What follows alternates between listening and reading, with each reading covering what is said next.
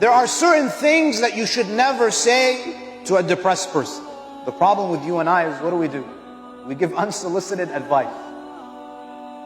We're not experts. We don't know the basics.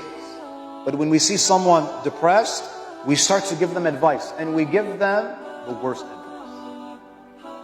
I'll share with you some things that you should never say to a depressed person, and many of you think that, what's wrong with this? These are Islamic values, yes? Number one, if you have a conversation with a depressed person, don't ever tell them to look on the bright side. Look on the bright side. He's depressed. Brother, look on the bright side. If he was able to look on the bright side, do you think he would be depressed? That's just the whole problem. He doesn't see a bright side. It's like telling a blind person that look at the sun. Oh, he can't see. So when you say to someone, look on the bright side, you're also judging. What are you doing? You're insinuating them that you're not grateful. You're not a grateful person. So number one, don't say to a depressed person, look on the bright side. It makes it a lot worse. Even though you might have the best of intentions, it makes it worse. Number two, be patient. And this is very dangerous. You know, 2 years ago, I had to bury a 30-year-old in one of our communities who died of suicide. Why? Because he was depressed, and all of the mu'mineen are telling him what? Be patient. Be patient. Be patient. This is not... If someone has cancer, do you tell them to be patient, or do you tell them to go get treatment?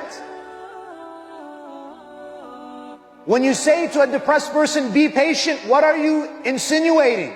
What are you implying? That you're impatient. Another judgment.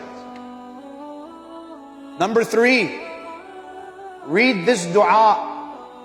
Have you heard people like this in our community? Someone is clinically depressed. Read dua Joshan al-Kabir. Not Saghir, I'll give you the Kabir one, right?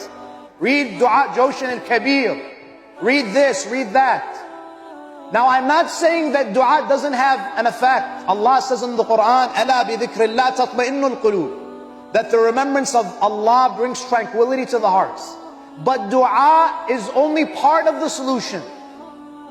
In the same way that when you are sick, dua is only part of the solution. You still take medicine. You still go to the doctor. So don't tell people, recite dua if you're depressed and you'll be fine. Because again, there is an implicit judgment in that statement, and that's what? That you need to step your game up. Recite dua, be a little bit more religious. This is very dangerous. Number four, and this is one of my favorites, just snap out of it. Snap out of it.